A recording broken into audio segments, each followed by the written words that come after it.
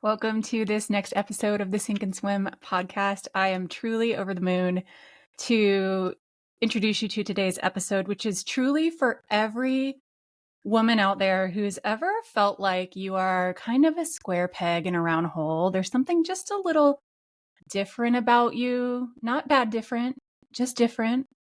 Something a little more sensitive, something a little more intuitive. And if you've ever felt like you're straddling this void between two healing worlds, there's the physical healing and the spiritual healing, and you know deep down they're connected, but you can't figure out how to connect them. Our guest today is the angel you never knew you needed to help you do exactly that. So I'd love to introduce Kelsea Cannon, who is the lover of subtle and unseen little things that we all tend to pick up on, but can't always put words around. She's also a wife, a dog mom, an outdoor adventurer, girl after my own heart, and honestly, someone whose story and journey is in many ways really parallel to mine, but also very different in beautiful ways. In that journey from moving from the sort of established clinical healthcare world into very soul-centered coaching. And what I love about her is she really does bridge spirit, feminine intuition, the things you can't see, touch, taste, but you can feel. And it really brings those into the healing equation, which is something in healthcare that is often really missing. So welcome, Kelsea. So glad to have you. Thank you. Yeah, glad to be here. I can't wait to dig into this. We always have the best conversations. You're another person who, when we chat, I'm always like, man, we should have recorded that. Totally. We wish we could share that with the world, and maybe we need to record it so you and I can then just take our own advice, you know? Yeah, isn't that the truth? Sometimes when you say something you're out loud and you're like, "Oh wow, that was percolating inside of me," for better or worse. I think that was for me. Yeah, Came out of really. me, but I think it was for me. Yeah. All right, so how Kelsea and I know each other, we don't actually quite remember when it was that we met, but we're thinking it was around 2020. Is that right? Yeah. Because I was, looking to kind of finally actively looking to pivot, whatever that meant at the time. And I had been coursing in and out of burnout in my pelvic health career. And I was like, what's next? What do I do? And I had kind of like hunkered down in this space of, well, just kind of stay where you're at. Just kind of stay where you're at. Right. And like, well, it got to the point where I think the pandemic was something for a lot of people where it was like, you need to make a decision and here's this opportunity to choose a different pathway. And so, I remember I was sitting in this like rocking chair with my robe, again, early pandemic time. And I was reading something that she had written that was like literally like speaking to my like deeper parts that I had not been listening to for quite some time, but knew they were there. The parts of me that just were like craving change, craving freedom and spaciousness and more energy and just less physical ick in my body that just didn't feel aligned. And that's when finally, like that time period was when I finally gave myself permission, even though there's a lot of fear with that, but gave myself permission to take a new pathway, and a pathway that was like uncharted. I had no idea how it was going to turn out, but Julie was basically the first mentor that I hired when I was like, help me. I'm finally ready to receive help and I need this. Oh, it was such a fun time to get to know you at that time when the world was so uncertain. I mean, the world is always uncertain, but you know what I mean. And, it's a path that I've walked to. I'm in a new era of my own work and I feel delusional most of the time and question my sanity and all the things. And I love that it's almost like full circle that we're talking about this because that's how we began, Yeah. And I feel like it's such a beautiful thing and a scary thing, like you said, to recognize that you're in that space. And it's a beautiful thing to find your person, for that moment in your life that can help guide you. So I'm so glad we're connected, and it's still very fun to, now that it's not like a mentoring relationship, to be able to witness all that you've carried forth with that. Thank you. Yeah. So, especially like what I love witnessing is how you really have like sunken into your gravy zone with bridging the spiritual and the medical science and spirit, which at some point in history they were bridged. And then there were wars that were fought over them being torn apart, or resulted in them being torn apart. And then, now you're one of the, I don't want to say few people, there's a lot of people who do this, but There are. your unique way of doing it is so beautiful, especially for people who already have that knowing that these should have always been connected. So tell us about that. Yeah. Yeah. That's funny. I'm just kind of now formulating words around all of this. So I'm curious what's going to come out of my mouth. But, it's to your point, this concept of like we are physical beings living a spiritual, or no, we are spiritual beings living a physical Yes. reality, sort of, right? Or maybe both directions. Yeah, Um, both. It's both. it's both.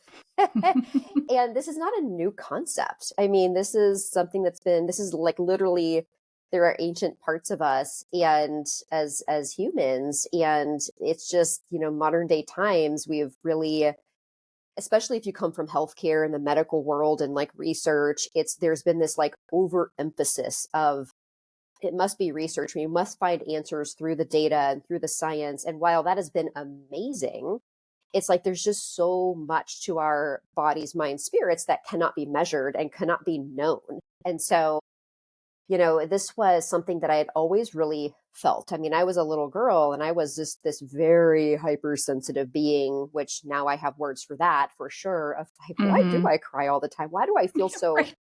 all the feels when my parents are upset, when my brothers were upset, when my friends were upset, like, or when there was something was going well, why do I have this overwhelming feeling of like, I just want to hold on to this and like love on this for as Yeah. long as I can. Um, so basically, as I was transitioning into, obviously being a PT and healthcare, and you see these tender moments with humans. And I think back to the times of when I was working in hospitals, of like the times that I like saw somebody's feet that weren't covered up in bed. And it's like you tuck them in because who wants cold feet? And the times that you Yeah. sat somebody up at the edge of the bed and you just kind of combed their hair so they could feel human again. Like these moments that kind of course through my career of seeing people as like real humans and like they're beings, right? And so all that just to say, I've always felt this like need to want to connect with people and this like desire. And it's also kind of, I think, an innate piece of me where it's not just a diagnosis. It's not just a let's do some exercise and eat some like right food to get you where you want to go. It's like let's tend to these deeper parts that make you feel human. And when I uncovered that, I was like, oh, well, what we're actually talking about is like energy and spirit and soul, right? These are not just physical bodies that need tended to. These are emotional and energetic bodies and spiritual bodies. And so it's been a very interesting pathway to then be able to now guide women in discovering that pathway for themselves and how it actually um, helps them in their healing and health and well-being journey, rather than Mhm. spending all the time, money, energy, tending to the physical parts to no avail of like really getting to where you want to go. It's like, well, there are these deeper parts of us, like you were saying earlier, Julie, that just are like vying for our attention. And once we Yeah. start tending to those, that's when it's like we start to kind of feel alive again. I love this image you shared of the patient that you sit up on the edge of the bed. Well, sits herself up, but you know what I mean. Like, you help her, and the combing of the hair and the tucking in of the feet. There's just such this, even though that's very tangible, the caring and the attunement there to dignity and the soul that's behind this body. There's no longer just a body that you need to go get up out of bed and then check them off and move on to the next patient. I can so resonate with that. And I too, in healthcare, felt I remember when I was getting into healthcare in the very first place, I was a psych major in college, which tells you a lot about me just right out of the gate. And I couldn't quite figure out, first of all, a major I fit into because I was just so interested in getting to know people and their stories and their souls. And I knew I wanted to go into medicine, healthcare, And I couldn't even find like a healthcare track that felt right. I didn't want to go into psychotherapy. That didn't feel right to me because I knew there was so much more to this person. And I didn't, want to go to medical school because I knew there was so much more than that. And physical therapy seemed to be just where I fell into. And practicing for, about 10 years as a physical therapist, I very much remember thinking, gosh, there's so much more. The thing that's really driving me behind these people, working with these people, is getting to know their soul and their stories and those intangible spiritual pieces that are technically out of our scope of practice. Yet, how can you say that you're not helping them with those things? So, way to put some words around that for all of us who, especially those of us who come from a healthcare background. But I think that it goes even bigger than that. Yeah. Yeah, it is. It's really big work. And I think that a lot of healthcare practitioners at this point, or people in like the healing fields, feel that. Where, in medicine, it's very like compartmentalized, right? Like, even, of course, down to like the diagnoses of like, if you have a problem in this part of your body, you're going to go see that person. And then they're going to probably suggest medications and or surgery. Well, now we know there's a lot more kind of in the intermediate layers of like, oh, lifestyle. There's sleep and there's stress support and there's the eating thing and the supplementation, all those things. Well, underneath that, this is where I always think of like the very deepest part of the iceberg. It's like, well, there are the like the energetic parts of us, our needs, our desires, our wants, our stories, right? And to me, that's where that like deep level of healing and growth happen. It's not always pretty. It's sometimes very messy, but yeah, we go from that like compartmentalized kind of rigid of like, this is what I do, and here's the box that I fit in, and then that's what you do, and that's the box. There's a lot of bickering back and forth between the boxes of like, well, So much bickering between the boxes. This box is better than that one. And like, when I like really recently like zoomed out and I was like, it's all the same thing, people. It's all the same thing, doing it in different ways. And by the way, there's a place for all of it. Yeah. Yeah. So, and to your point of like, I think I have felt, and this is where you and I really parallel. I think a lot of people also parallel here, is feeling like you have a foot in this world and a foot in that world. And like feeling like it's not supposed to be that way, but it's actually okay and it's perfect. And we actually need the bridges of the world to be coming out and coming forth. Yeah, you play such a vital role for that. The bridge, you are the bridge, right? For someone to find that bridge within themselves. Which I think is a key point. Yes, you absolutely. You're not their bridge. You're the Yep. one that helps them reflect their own bridge.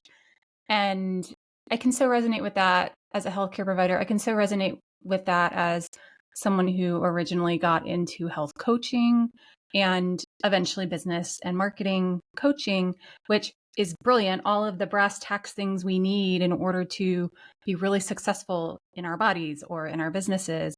And for me, there was still part of the reason I reinvented my entire era of like what I'm doing in my work was I was like, we still need to really bridge this and call a spade and say that actually I help you with your soul story to make sure it aligns what's on the inside of you with what's on the outside of you.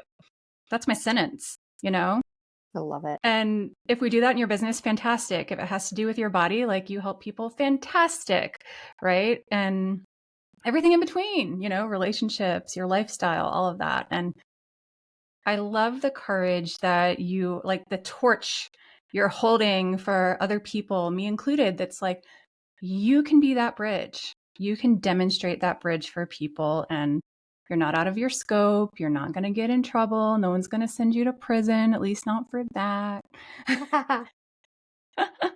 And it's totally okay to bend into the nuance that is so important of not saying it's body or spirit, not saying it's business or spirit, marketing or spirit.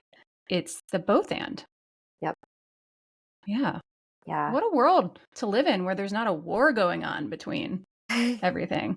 Isn't that the truth? It's like sometimes I think the only war that's the hardest is what goes on between my left brain and my right brain, or like, the ego mind and the spirit, Yeah. where you're like, oh, you put it so eloquently, where I think so many women that I work with, they feel torn between like, well, this job is really it's exhausting to me. It's like, wreaking havoc on this, that, and the other.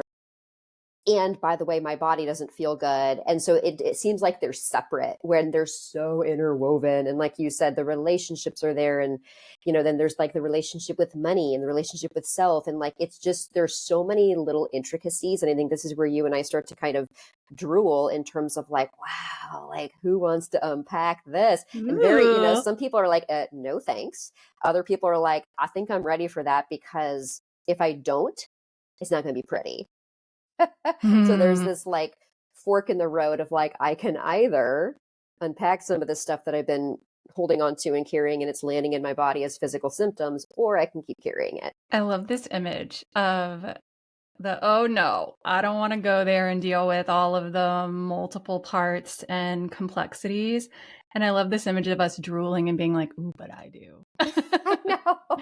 But it goes back to that I'm a square peg in a round hole thing of what I call the luminaire, the person who is just multidimensional, sensitive, intuitive, loyal, and like authentic. And I think there's this piece of owning your authenticity of I'm a multidimensional being. I can see all of your parts that seemingly don't relate to each other, and I can see the through line, and you can see the through line with all of them. And it's we're not for everyone. We're for the people who are like, show me the magic of the through line. That's interesting. Yes. And Yeah. they also are multidimensional beings who can hold the complexity and maybe feel misunderstood because they know they are so complex. Yeah. Yep. Mm. Exactly. And helping people, it's like that through line is already there. And I think about this a lot of like, you see this a lot in like the coaching industry, or like the self help or the self growth, that industry of like, step into your best self. And it's like, well, okay, that's one way to put it, but it's like just kind of more discovering about what parts are there Yeah. that you want to uncover and learn more about. And it's like where there's light and like the air quote positive aspects of us, guess what? You're going to find the aspects that you're just like, oh, snap. Oh my God. I can't believe Yeah.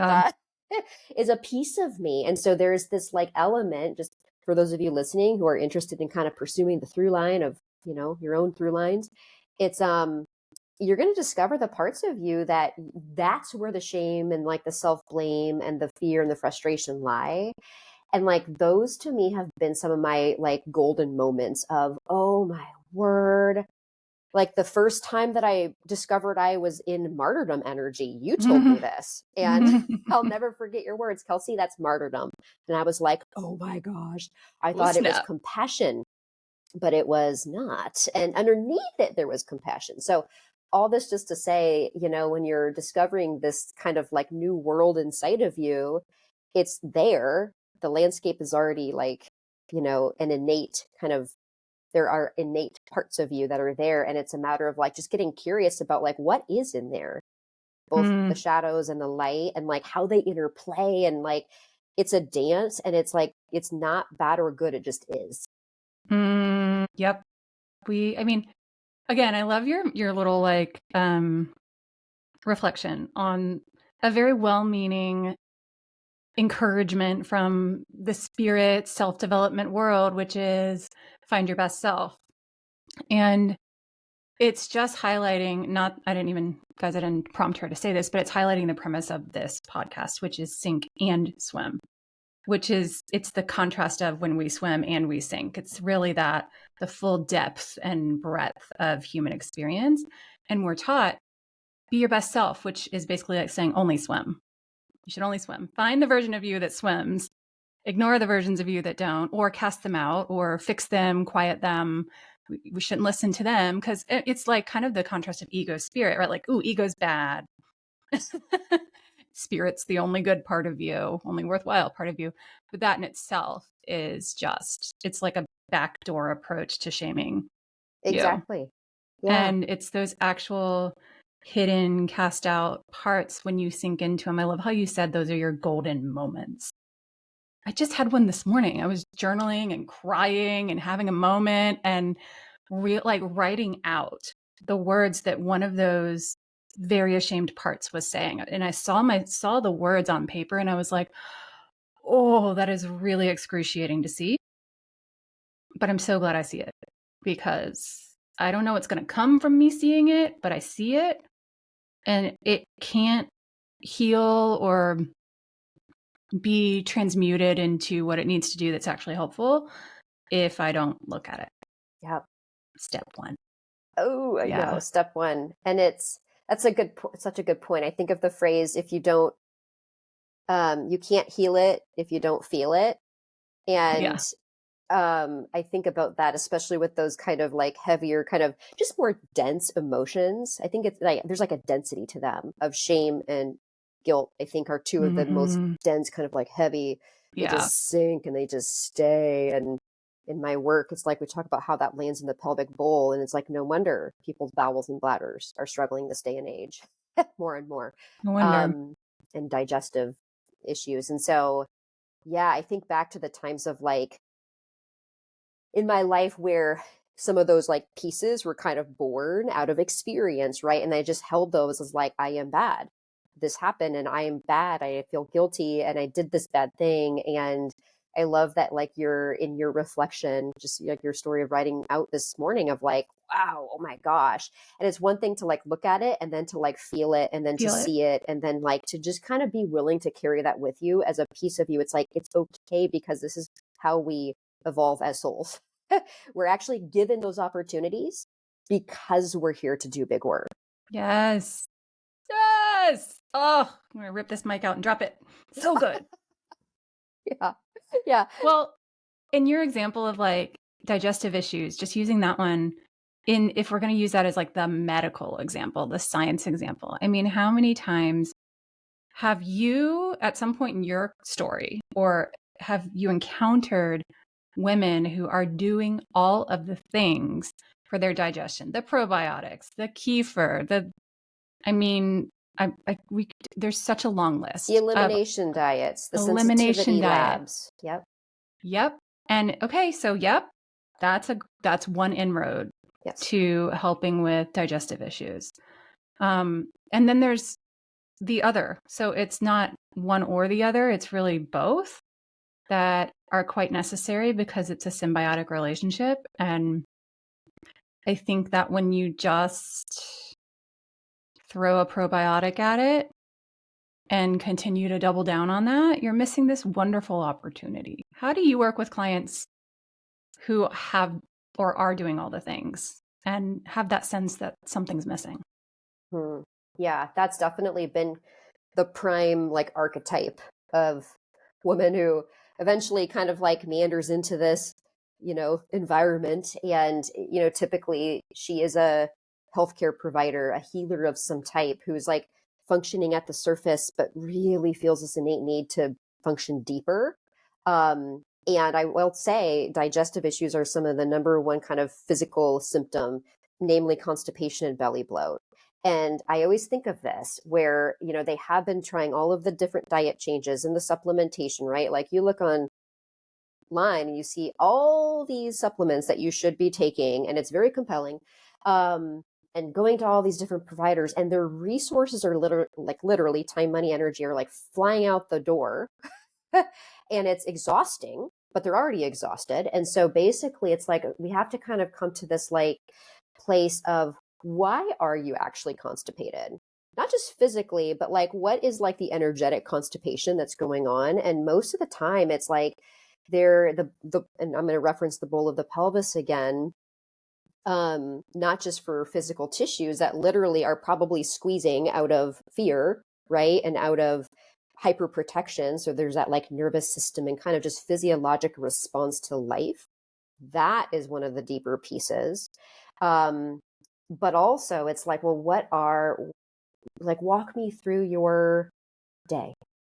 Like, what are the tone of your thoughts? What are your beliefs? Like, what are some of the things that you are so scared of happening?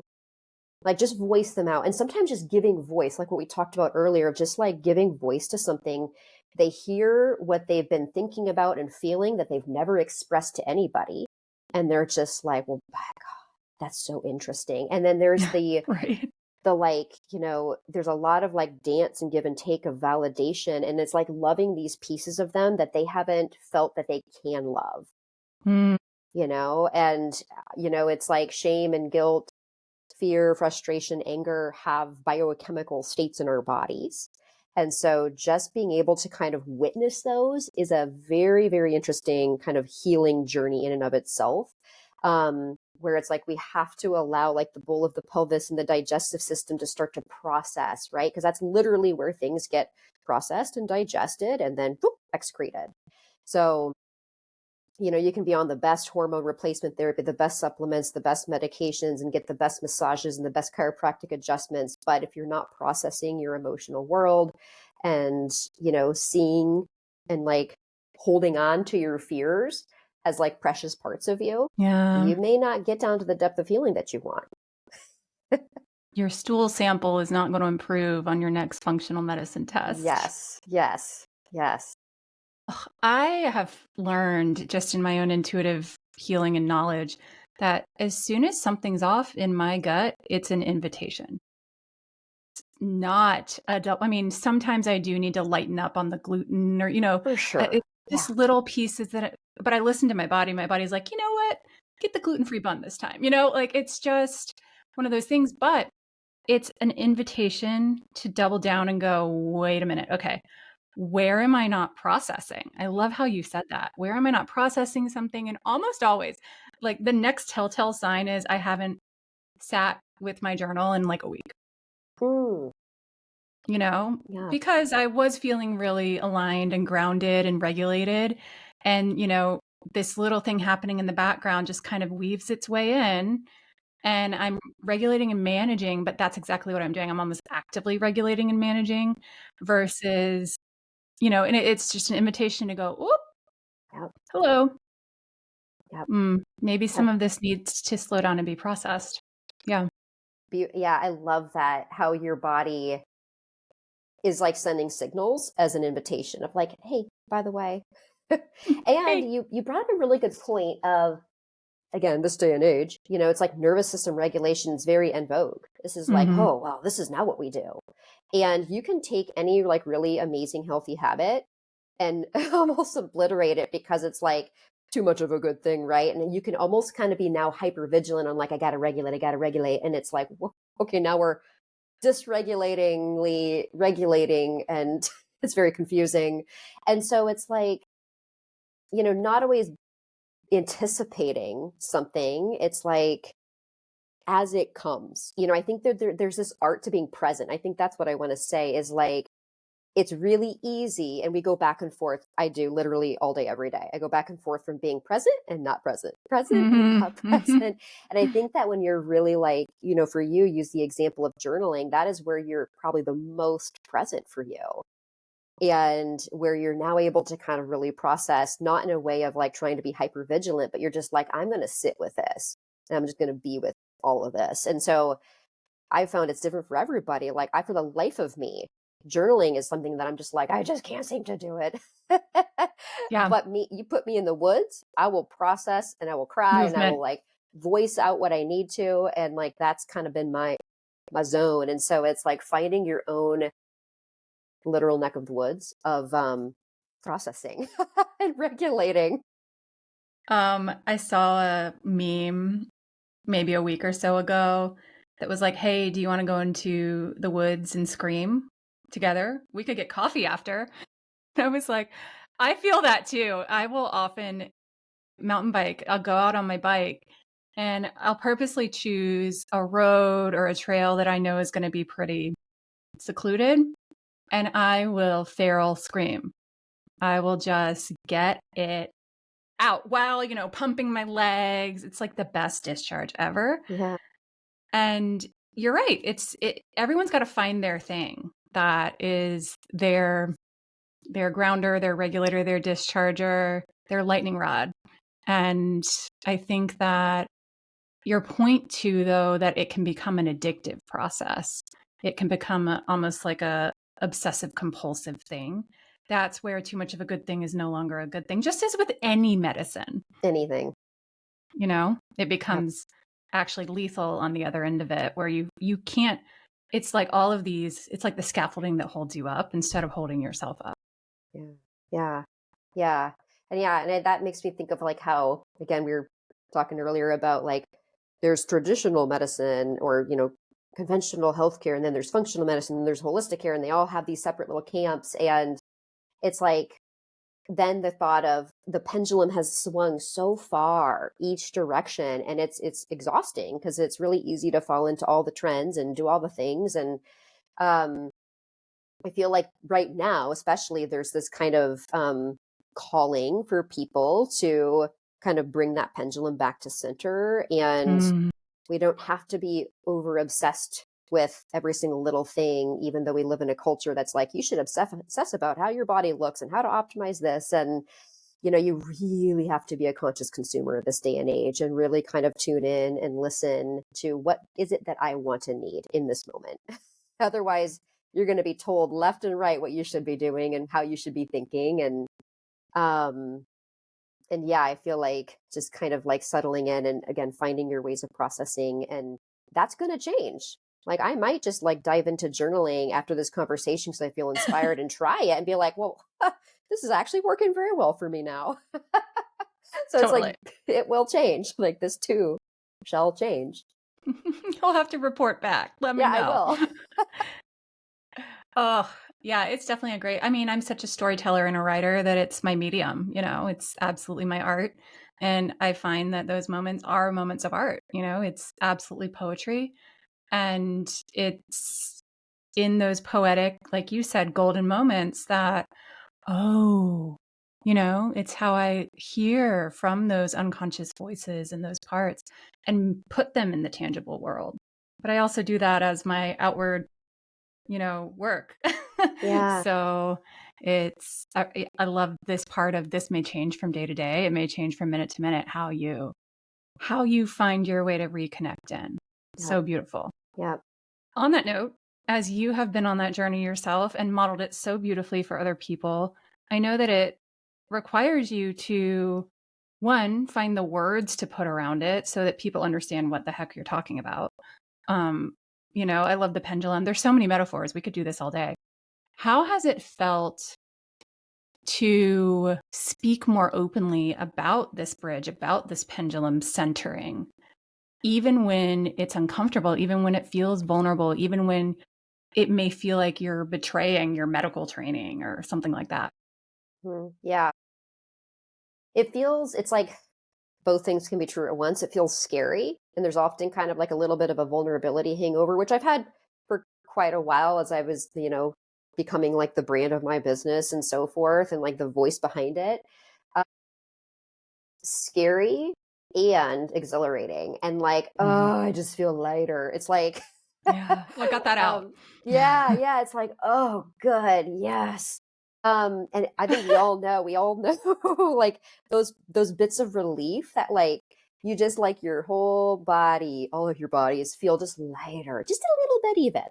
And I so mean, it's, Kelsey, yeah, it's like a good poop. I know that's what I wanted to say. Speaking I of was like like, digesting and getting it out. oh, I know, like literally. That's the. I was actually in a class once, and the instructor was like, "It's like the time that you sit on the pot and you just have like the best poop ever." And I was like, "Yeah, yeah, everyone should feel that." It's a good dopamine hit, like a I real good one. know, I know, yeah, and that's how it feels. Is like little by little is um, being able to express something that has been unexpressed for so long. And it's interesting, like the number one thing that I feel fear around is not even like betraying the medical degree and all of that. It's like, yes, that's fine. Yeah. It's more of how will the people in my life, the people who have known me, have befriended me, who love me, how will they respond? What happens if they say, oh, you're not the Yes. person I thought you were? That's my number one thing that I get to kind of carry and work through. Um, and, here's the interesting part. The people who know me and love me, those bonds have strengthened. And so this thing that I've been fearing didn't even exist. It's like an illusion, right? You just kind of like fan it away and like it just kind of dissipates. So it has been interesting. And I will say this, it's like my brain has needed little data points of like, this is safe, you can do this. And that's kind of like, it's like little breadcrumbs Yes. for my own brain to say, see, it's fine. Your husband isn't divorcing you over you saying this one little thing that you thought was going to become this big thing. Um, that's been humbling, Mm, especially, and I'm going to say this with a lot of love, especially talking about things like spirituality and God and Buddha and Allah and like these entities that we cannot always see. I see it every day, honestly. And I think you see it too. And you can feel it. Like, this is tangible to me. yeah. um, but when we start to speak out about that, it's like, oh, what are you, a Bible thumper? Like, what are you, and people want to label you. But I've discovered it's like people actually come out of the woodwork and feel heard and validated. And they're like, oh my God, you put words to something that I've been thinking myself. And to me, that's the like glory in it, Mm. is helping others feel heard and validated so that they can spread that powerful message too. Um, you know, you literally nailed it in a sentence about the number one fear I have as well, about that full, unfiltered, authentic self expression, which is not, yeah, who am I letting down? Like in my profession or whatever, it's the people I'm closest to. If they see I've changed, will they no longer want to be close to me? And, there is pushback Mm-hmm. from some people. But if you can navigate that with that person, it can turn out to be a really good thing. Sometimes you have to set boundaries. There's so many opportunities for continuing to hold your authenticity. But I love what you said. It's like you take the step when your spirit, when your soul gives you the breadcrumb and says, yes, this is safe. And sometimes it feels exhilarating and you get the vulnerability hangover, like you said. But I think that, and that's the work I really do, is more of that authentic self expression. We're going to tell your story. We're going to show the world who you really are, what you're here to do, and then see who gathers around you. And sometimes there's a whole lot of relationship work that has to be done, personal relationship with yourself or those people. But I think it's really interesting the idea of, if we go back to what we were talking about, looking at those parts that feel afraid, that feel ashamed, that want to hide, that don't want to reveal themselves, less as obstacles to overcome, like saying that those are our bad parts, or like, I need to find my higher self in order to feel courageous to put this thing out there in the world. It's more like, ooh, these are the doorways. These are actually the golden doorways to full authentic self-expression. And I find myself now talking about shame. The other day I put out a post talking about how I'm looking for friends.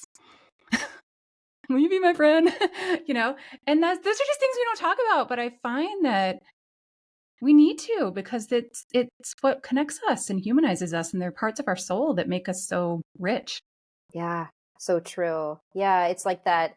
You were kind of painting the picture of like the little threads that we've different parts of us and different themes together in life. And it's like that human connectivity piece in a world where I feel like we're both the most isolated sort of civilization that's ever existed, probably. And through that is growing more connection. Because I do think that there are people like us. I mean, there are people coming forth and saying enough is enough. And I feel like, especially once you hit your 40s, like meeting friends is not always easy. It's different. It's not like come one, come all. It's like your time and energy are valuable and you want it to be spent with people that you like.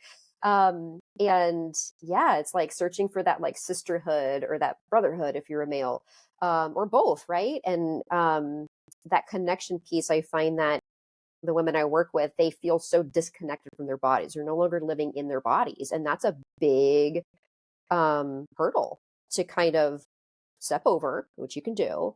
And yeah, I think that the authentic expression is kind of a piece of that, like stepping over of like trusting yourself, living in your body and feeling the feels and really connecting with a group that you feel who are your tribe. Like that's just how we're wired.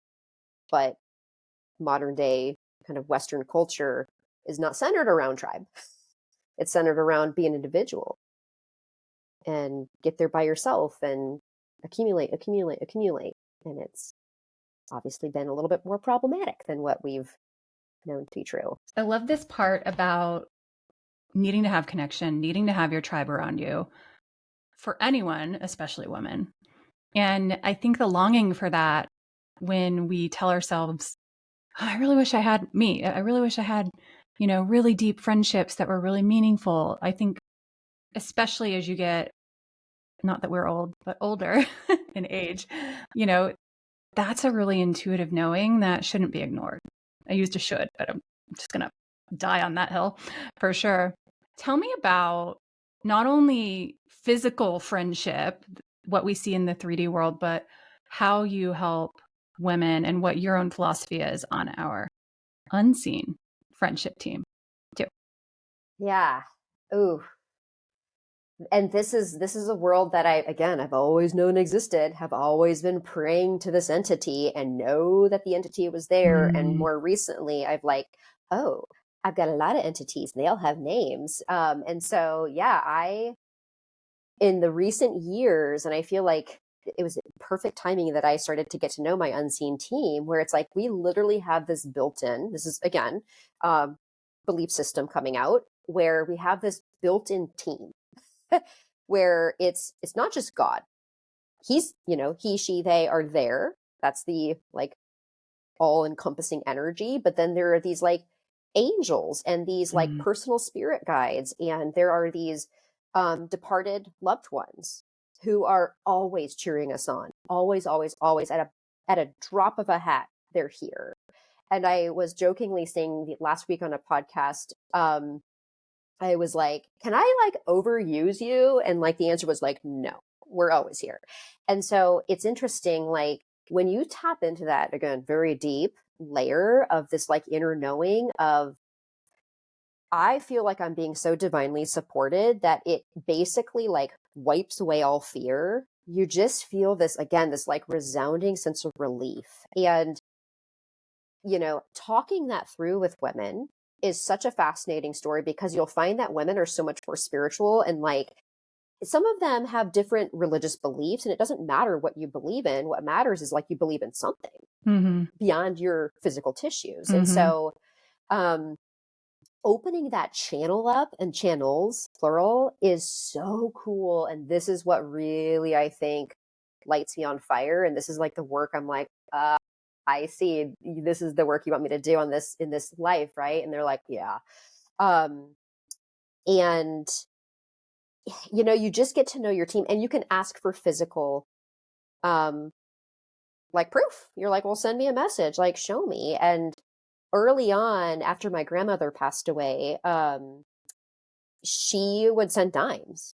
And like, it wasn't just me finding them. It was like my mom and all of my aunts and uncles. And like, there was this kind of whole family thing of like, oh, Irene sent a dime again. And I would find them everywhere. And so I was, again, like this is in my 20s, when I was like, oh, you can actually engage with this unseen team and you ask and you'll receive. And so it's a really fun playground because you're like, oh, well, let's just see what we find here. And it kind of takes your mind off of the things that you're worried about. So if anything, it can be a very helpful distraction because you're starting to engage with this unseen energy that's literally omnipresent. And it's just so beautiful. And I really truthfully think there's not words to it. It's just a physical sense. It's a sense that you're just like, it's just there. You just know. You just know. You can't put words to it. It's what I help people do. Yeah. Part of my genius. And at the end of the day, I'm like, we're just throwing words out there. And we're playing with the thesaurus, trying to come up with what's really going to land as you tell your story of who you are and what your purpose is. But like, I think of my unseen team every time I see the wind blow. And I don't remember the day I decided that. I think it just downloaded. Again, I can't explain it. But when I see the trees blow, they're waving at me. So unless it's not windy, when it's not windy, I got to come up with like, I don't have to come up with a physical sign, but that's my physical sign. That even on my very worst day where I'm like, no one's here, I'm alone. I look out the window and there's this little, there's some, what is it called? oh my gosh, bamboo. There's some bamboo in my neighbor's yard. It's just swaying in the breeze like this. And I'm like, well, there you are. Okay, thanks. Yeah. Thanks for reminding me I'm not alone. I love that. That's such a good example too of like again connecting into like Mother Earth and the elements. I Mm-hmm. mean, to me, spirit speaks through not just humans and each other and all of our clairs, our clairaudience and clairvoyance and all sorts of really cool, amazing sensory opportunities as a human, but also through the elements of like when the wind blows, it's like, oh, what's it telling me? What message does it Mm-hmm. have? Or when the sun Mm-hmm. shines, when it starts to pour rain, when there's a fire. It's like, it's interesting when you start to kind of zoom out and say what it, not that you have to find a meaning in everything, but the world and the unseen team, they're always speaking. They're always showing and Always, guiding, always. You just have to be always present and be open to it, honestly. following the omens, like from The Alchemist. I have so Yeah. far quoted The Oh, Alchemist in every podcast oh. episode. I love it. That's I my goal. How am understand I going to why. drop in a little Alchemist Oh, so Easter good. egg in? So Oh, good. Such a good so book. good. Yeah, I love that. My dogs, Aspen will paw at me or growl or groan or whine the second I pick up my phone.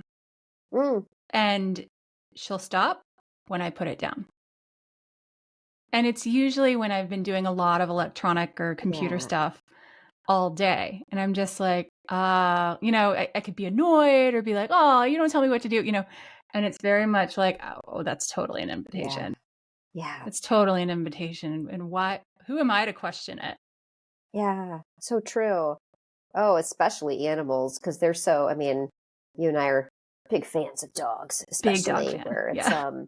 they are so sensitive and I just know they see things we don't. I know they smell things and hear things that we don't. And um I think that's the cool part too, is like, we think of the world as very sensory of like earlier you were like see, touch, taste, feel, but there's so much more than what meets the eye. And to me, that's like there's this mystery in life. And like you have a guide in your living room, your dog, right? And it's like you just it's so interesting when you allow yourself to be guided in life rather than you feeling like you have to control everything and work so hard and do all the things. It's like you just lean back and you have to take purposeful action, of course, but it's like there's just so many guides available to you of being like, this way, go this Love it. Ugh. Okay. Speaking of The Alchemist and the alchemical journey that's my favorite book of all time. I read it a couple times a year just to almost like recenter me. Tell me about your own more 3D world journey of travel. You lived in Alaska for a while. You've been to Oregon, you've been to North Bend. Like, tell me about these big moves and how your team played a role. Yeah. It's funny. This is where like the intuition comes in of I have lived a pretty nomadic life. And when I was in, it was fifth grade, we were studying the Arctic tundra. And it was my job to like um draw the northern lights on the chalkboard. It was a marker board actually. But like, I was like, what is this land? And I grew up in small town Iowa. What is this land? I got to see this. And so I decided, well, when I get older, I'm going to move to Alaska. This is in fifth grade. Well, fast forward, I met this one person this one day, and she said, by the way, there's these connections in Alaska. And within 6 weeks, I had my two bags packed and I was moving up there. And so I do think that there was this seed that was planted. And again, I view it as very like much a soul seed of Mm-hmm. when I was brought into, and again, this is my spiritual belief coming out, like when my soul incarnated into my physical body and I came out as little Kelsea Cannon in Southern Iowa, that pathway was already created for me. It was me being present to it, present to this like internal feeling. And of course, lo and behold, I go up to Alaska and I meet my future husband, lifelong friends. I have these epic experiences. That's when I really started connecting into the land of like, oh my God, Mm. this is where I'm meant to be. And then once I met my husband, we kind of journeyed together. So that was like two souls coming together. And I had this moment of, oh, there you are. So I'm so glad I found you. It was literally like a soul connection. Um, of like like, there you are. I'm so happy that you're here in this life because I've been waiting for you. Right. And that journey, it's like just listening to these nudges of where we together are meant to be and making sure it's aligned with me. It has felt so right. And this is where I don't know where I'm going to end up, where we're going to end up. And that's part of the fun part, is not knowing. And it's just kind of like intuiting, how long are we going to be in this house? um, Yeah. and, what does it feel like if we stay for a little while and we start to venture out, as use this as our home base? And so it's very much this like intuitive process of listening, being able to speak with each other tangibly in the 3D world and saying, okay, what are we doing now? And it's like making sure that our human goals in job, work, finances, etc., are aligned with like who we're meant to be. Mm. So So interesting that it almost sounds like it's this unveiling of the story that was already written. mhm, Not so much that you're writing it, but we're just uncovering it. And I can just sense this, when you're in the story, when you're actually like, yep, oh, this is it. There yeah, you are. Uh-huh. yep, And you're on I don't want to say the right track, but maybe the soul's track. yeah, There's not a wrong track. yeah, Sometimes we take detours. mhm, But I love how you are using that as almost like a metric, if we could say, of, yeah, am I on the soul's story, or am I currently following that track, or are we a little off track? Are we about to make a yeah. decision that's going to throw us off? Yep. Yep. So true. And what's interesting is, especially if you're doing this with a partner, we had to move to Oregon, I don't know, 3-ish years ago. And that was a big life lesson for my husband. And I was kind of like the stable, we're both stable humans, but like I was like the person kind of anchoring while Mm-hmm. he was learning this big, huge life lesson. I was like seeing it unfold. I'm like, oh golly, he's not gonna like this. But Mm-hmm. hey, not always pretty. And then he's been that person, that anchor for me when I'm just like, oh crap, and I'm on this big journey. And then we kind of come back together. And so I think it's just that like it's the need to have like your people on this planet, as well as the unseen team, as you're kind of like boomeranging back and forth. um and interestingly, I do think, again, like there are these like people, these mentors, these just special humans placed in your track where you're like, you again, so nice to see you on this side. Mm-hmm. When we moved to North Bend, which is outside of Seattle, Washington, I very, very soon after moving here met my current hypnosis um, instructor. I guess, yeah, that would teacher, guru. And so she has been a friend of mine. I mean, it's like, to me, it's like the unseen team's like little wink of like, we put you here for a reason. And it's been such a gift, such a gift.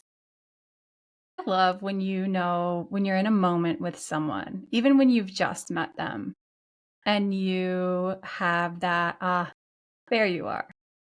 I know exactly what you're talking about. It's such a magical wink Yeah. from the team, from, Yeah. from your, and there's that sigh of relief, because there's almost like there had to be tension before it for you to Yes. find them. Or you have to go into the dark in order to, discover the light. It's almost always when there was some type of tension, right? Where, just around that time. Yeah.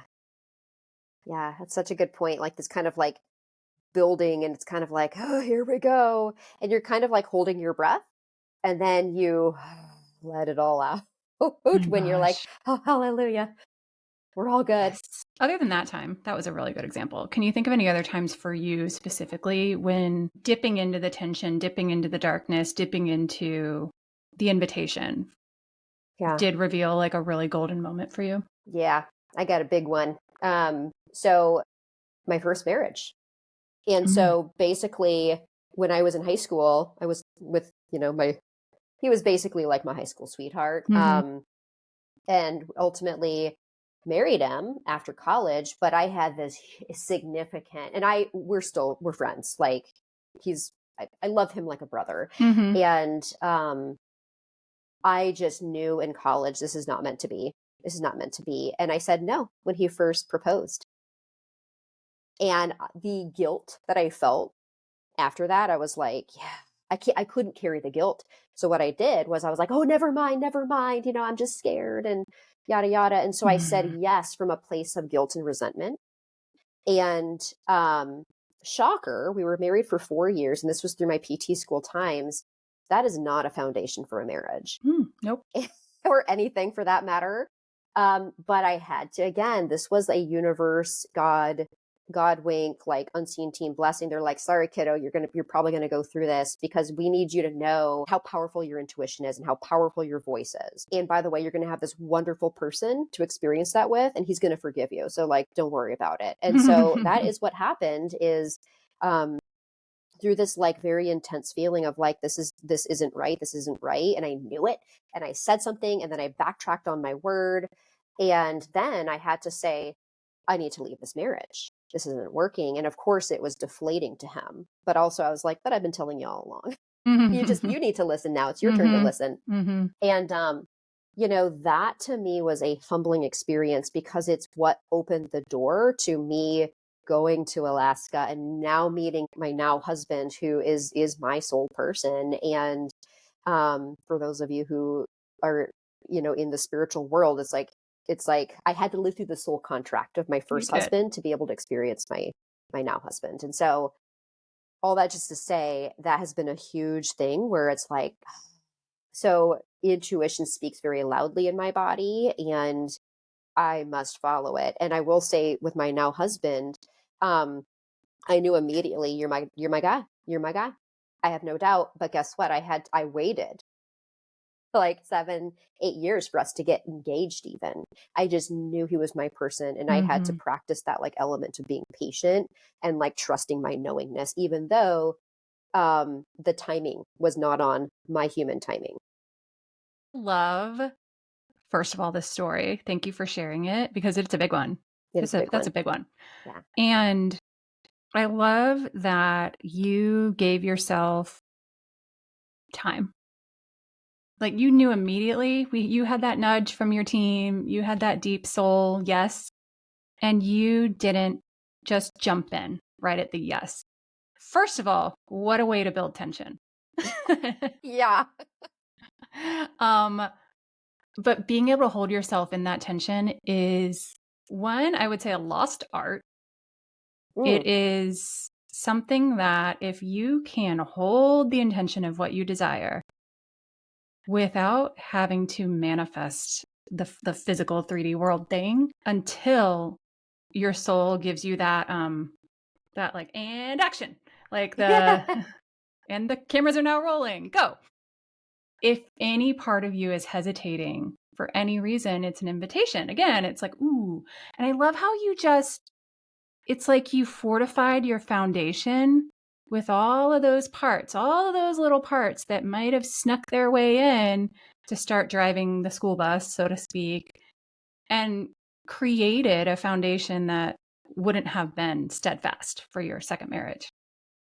So true. Like you learned from the first one, you needed time to actually, back to our gut discussion, process and digest, and then produce. Well, have the best poop of your life, like whatever, but get that actual, like exactly right timed rebirthing, but first allowing things to just.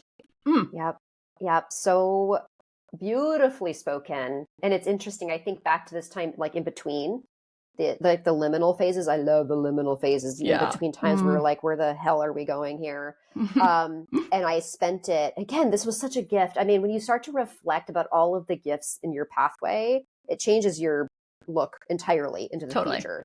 It's the alchemy of it. But this gift of, I found this little goat ranch, this little house on a goat ranch out in the middle of nowhere in Texas. And that's where I lived for the 3 years that I lived in Texas in my little liminal phase between this time and that time. And like just spending time with me and what brought me joy and like, feeding the birds and enjoying the goats and like working as a physical therapist in a wonderful hospital at the time and growing these friendships around me. Like what a gift that was. And it was almost, here's the like other kicker is like tension, less tension. Guess what? Tension, and it's just this kind of like, because of my time in Alaska and my early time with my now husband was not always easy. Yeah. And so it's like, to your point of being able to just kind of like hold yourself in the liminal phases, because they come and they go. And how has that now informed the work you do with people? So tell me about that Yes. and what's coming up. And I mean, I feel like we could just call you a luminal. My business is illuminate, and that's the word that's on my brain. Liminal phase holder. You're the Oh space yeah. holder for the liminal phase. Me too. Yep. I love Yep. that. There's our new title. Let's do it. Bingo. Let's go with that. Yeah. Yeah. So, I do see a lot of women in the liminal phases of like, I've tried X, Y, and Z and it's not working. And where are we headed from here? And I have no idea where I'm going to work because my current job is terrible. And I just want to go work with plants forever and ever. It's with, and again, most of them come to me because there's physical symptoms in their body that are very annoying, very frustrating, and unpacking that and unpacking it through the lens of there's not a set of fixed teachings. There's not a set of like, you should do this, you should do that, has been, I think, really, my journey is really reflected in that process of, you almost have to, nobody likes this, but you have to kind of relinquish that control and stop like white knuckle gripping, like what you think you need. And instead of being open to being guided. Yeah. And you're not going to know how it's going to turn out, but your body is your best asset. You're literally living this beautiful, amazing, miraculous body, and is your house. And it's like, we just have to take care of it a little bit differently. We start to like learn and listen and pivot and expand. And it's slow. It can be a slow but steady process. But to me, that's more sustainable. Yeah. And so I do think my work it can be very nebulous, and I'm like, okay with that. I'm like, there's not a set of things that we're going to do. There's a wide toolbox we pull from. And I have started to use hypnosis, where really helping to kind of help women just kind of be in this like stillness, which we're not great about in our society. It's very hard to kind of sit still and inwardly turn. And so, I do believe like there's so much in the subconscious mind that is there kind of, again, driving the proverbial bus, helping them through that process and allowing them to kind of use their voice in a safe space, articulate what's on their heart, not always what's in their mind, but what's on their heart is powerful. And seeing where it goes without saying, you're going to experience X, Y, and Z in the next 12 weeks. I don't know what the hell you're going to experience, but I know it's going to be better than where you are now. Mm-hmm. It's kind of like you've told this story to me about what I said to you once, which was, Kelsey, this is going to be a spiritual journey for you. Understatement of the century. And I didn't know where you were going. I really am grateful for that period of my life in my coaching work where I was like, it's a 12-week program and we're going to work together for 6 months and here's where you're going to get. I'm grateful for that. And I'm so with you on, I wish I had at that time the clarity and courage to just say, hey, it's going to be a spiritual journey. I mean, I know I said that to you behind closed doors, but like, and it was hey, 100% spot on. I don't actually know how long this is going to last and where we're going. I have no idea who you're going to be on the other side of this. So let's go. You ready? So let's do it. I love it. I know. And it's people are used to spending money. And let's just say this, like, it's always about money in terms of where people, like, where they're headed next with their health. They're going to price things out. And that's okay. That's fair. But people are used to spending their money on things that have a defined outcome. And I think that's the biggest myth and illusion in healthcare today is like, we don't know how this is going to look. Nobody has a magic crystal ball. But what I know to be true, and I so wholeheartedly feel this like head to toe, inside and out, is that if you like trust and like that's the currency, you'll be on the track that you're meant to be on. Mm-hmm. Mm-hmm. Trust dealer. You're a trust dealer. Yeah. Not even that, because you don't give them the trust. You just, again, that's right. mirror It's it. there. It's just there. You hold the liminal tension. Yeah. And let them see that if you're safe with it, they can be safe with it too. Exactly. Yeah. So beautiful. Oh man. Okay. Well, I know that we could talk about this for at least 30 more years. And we probably will through, messages here and there. We will continue to do so. But we have to, at some point, move on with our lives and our days and go be amazing dog moms. So, are you ready for the lightning round questions? I've been waiting for this. They're a surprise. All right. We have 5 questions. Question number 1. If you could be any animal other than a human, what would you be and why? Gosh, a lot goes through my mind here, but my initial instinct, an owl. I know. Yeah, and I'm always like, they just seem kind of cool and wise, and they can turn their head all around, and they like. I'm not a night owl. I love sleep. Same. But I do love the evenings. I love winter when it's just darker. I'm a fan, and so I feel like I could thrive as an owl. You're a like twilight owl.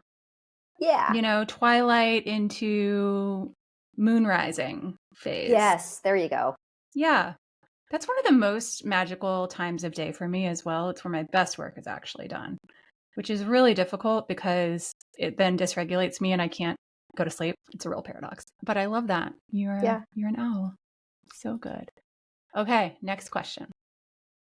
If you could get a drink with 2 people, dead or alive, who are they? Why? What do you want to say or ask them? Well, my first one's going to not be a curveball. You know this. Bob Ross would be the first person. Yes.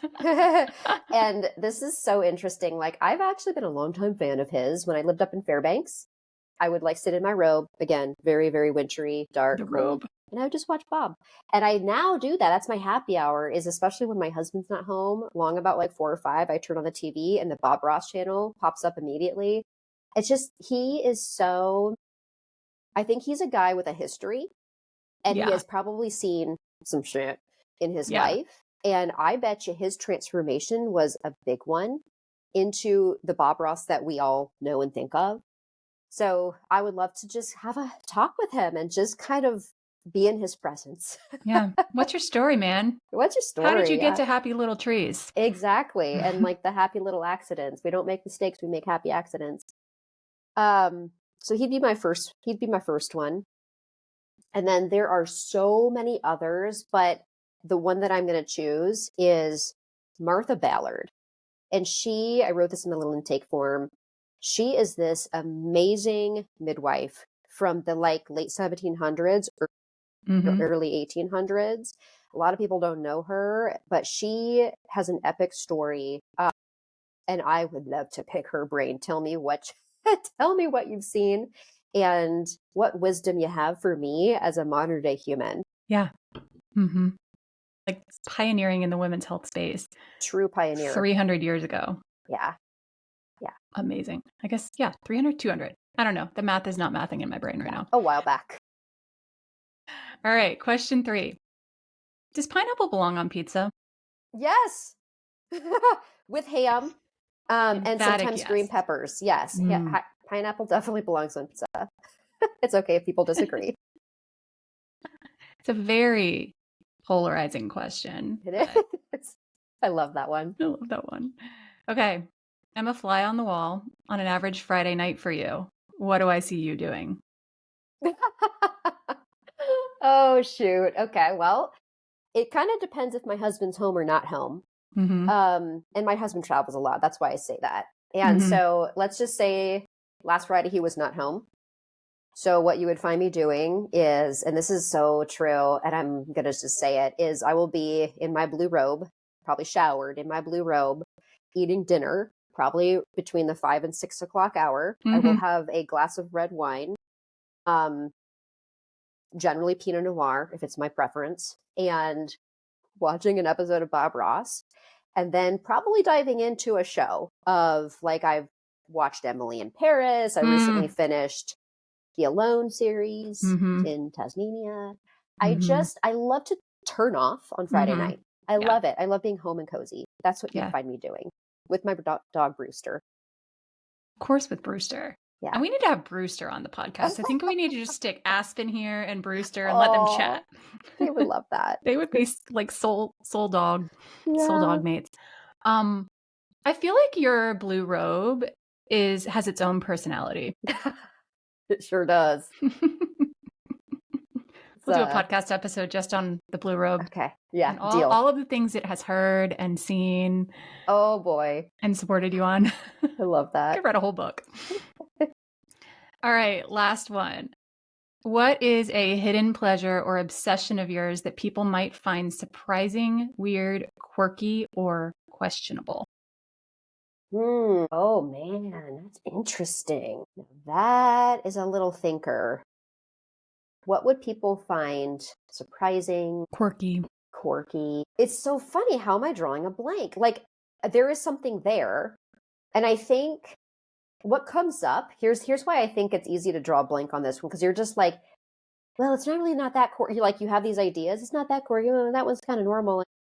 So here, I'm just going to kind of, and it spawns off the last one, is I always jokingly say I'm a snow leopard. I'm the friend who's a snow leopard. And I love friends. I love the girlfriends that I have. I've won the jackpot there.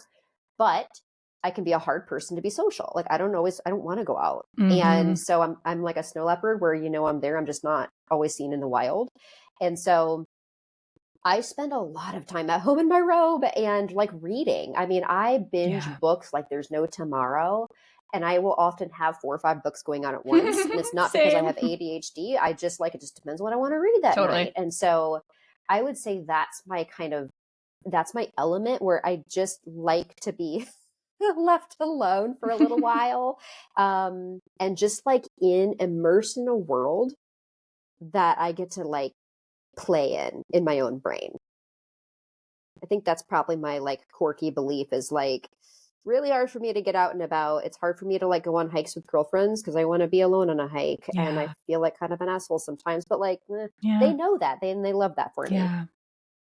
I feel so seen by everything you just said. So thank you for sharing that. Yeah. You're right. It's not weird to me. I feel the snow leopard thing, wanting to be alone on hikes, all of that. And the reading 4 or 5 books. Yes. It's just based on mood. Totally. Yeah. Interesting. So glad you shared that. Well, that really concludes our questions and our chat. But tell me where people can find you, connect more deeply with you, your work, any of that kind of stuff. Yeah. Well, first of all, this has been wonderful. Thank you for creating this space. And thank you for being you. I'm so glad we have connected in this life. You can find me on Instagram. It's like I'm the human behind that page. At Kelsea Cannon DPT. And I like when people send messages, and like I do like the engagement online. It's fun. You get to learn a lot from people. It's not all crap. And there's a lot of funny memes and reels. So many funny memes and reels. It's like, you want to talk about being seen? You scroll your Instagram and the algorithm knows you better than you know yourself. I know. It's such a great reflection. And I'm always like, oh, dang it. Yeah. Like I sometimes tell it to stop sending me things when I've like moved past something. Yeah. I'm like, that's enough. Like we're good here. Yeah, I agree. Like, choose another path, Insta. But yeah, I do enjoy my Instagram presence and other people's presence on it. And I have a website, KelseyCannon.com, which has like, you can book a consult, you can send me an email. So, give me a shout. Don't be a stranger if anything, resonates, or you just want to like initiate conversation without pressure. Like, I'm here for that. Yeah.